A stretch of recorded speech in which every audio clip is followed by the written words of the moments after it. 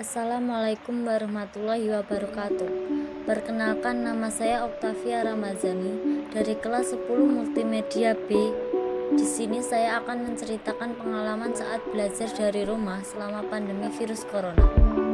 Pengalaman belajar dari rumah di tengah pandemi virus corona menunjukkan masih adanya kesenjangan pendidikan di Indonesia. Pendidikan di tengah pandemi, sejumlah guru dan pengamat mengatakan belajar dari rumah saat pandemi COVID-19 telah membuka mata masalah pendidikan di Indonesia. Belajar dari rumah telah menjadi bagian dari new normal warga Indonesia dalam menjalani kehidupan di tengah pandemi virus corona. Namun, kendala infrastruktur dan teknologi membuat adanya kesenjangan pendidikan antar daerah. Selain harus mengajar dengan metode online, sebagai anak, saya juga harus membantu kedua orang tua saya di rumah. Sekolah negeri tidak sama dengan sekolah swasta. Sekolah yang swasta lebih terorganisasi dan rapi. Saya sendiri lebih suka belajar di rumah ketimbang secara online dari terbatasnya jaringan dan handphone yang saya gunakan. Sejak akhir Maret lalu, rasanya tidak nyaman belajar secara online sudah terbendung di dalam hati. Melalui program TVRI, Teranjuk Belajar dari Rumah yang dianjurkan Kementerian Pendidikan dan Kabupaten, bisa mendengarkan penjelasan tentang suatu topik. Bukti ada kesenjangan pendidikan. Itulah yang dialami sebagian anak-anak di Indonesia, khususnya yang berada di Pulau Jawa saat sedang sekolah di rumah di tengah pandemi virus corona.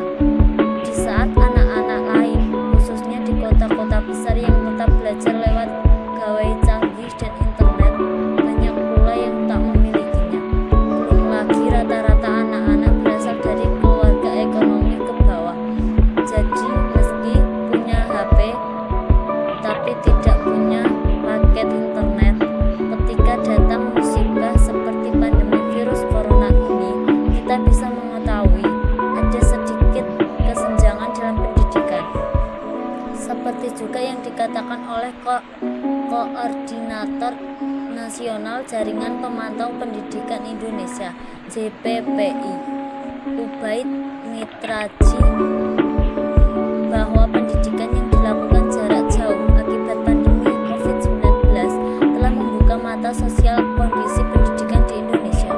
Ia juga menganggap layanan pendidikan di Indonesia belum menjadi perhatian utama dalam situasi darurat seperti ini. Semoga COVID-19 bisa segera hilang dari Indonesia dan semoga semua murid bisa belajar dengan normal kembali. Pemindahan kegiatan belajar dari sekolah ke rumah ini sebagai upaya untuk menjaga jarak sosial mau tak mau membuat para orang tua mempunyai peran yang baru, yakni sebagai guru dadakan. Itu artinya para orang tualah yang menjadi garda terdepan untuk membimbing proses kegiatan belajar hingga pandemi ini berakhir. Dengan segala keterbatasan yang ada, tidak mengherankan jika para orang tua menemui banyak kendala dalam pelaksanaannya. Tengok saja, hampir sebagian besar laman sosial media mengunggah suka dan duka para orang tua yang menjadi guru dadakan untuk membimbing anak-anaknya belajar di rumah masing-masing. Tak hanya jeritan hati atau duka yang dirasakan orang tua yang menjadi guru dadakan di rumah, namun tidak sedikit juga yang bersuka hati menjadi guru dadakan membimbing anak-anaknya belajar dari rumah. Nah, mau tahu apa saja suka duka belajar online saat pandemi COVID?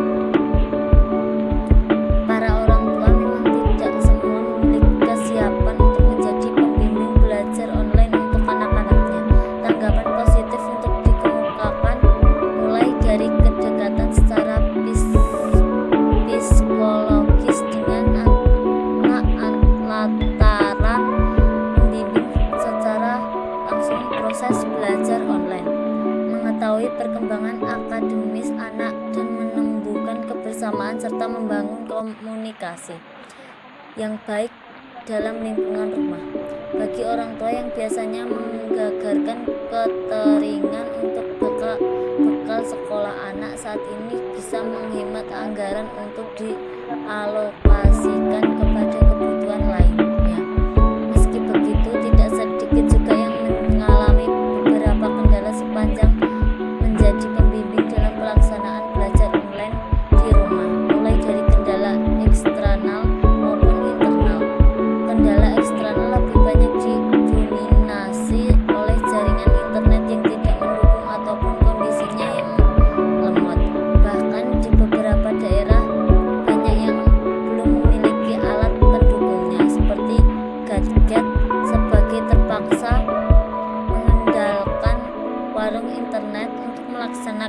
belajar secara online.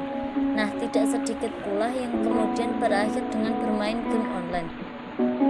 Kendala internet yang tak kalah banyak, mulai dari para orang tua yang mengaku kesulitan karena tidak memiliki penguasaan materi-materi pelajaran sekolah, hingga anak yang kurang disiplin karena mereka menganggap di rumah berarti libur. Selain itu, perubahan suasana hati modi anak dalam belajar online juga menjadi hal penting lainnya yang perlu dijaga, lantaran tugas sekolah yang terlalu banyak sehingga menimbulkan rasa bosan anak. Sedangkan belajar dari metode ini menumbuhkan daya tangkap yang cepat. Di samping itu, dari sisi tenaga pendidikan misalnya, dengan memberikan materi belajar online dianggap lebih sulit daripada tatap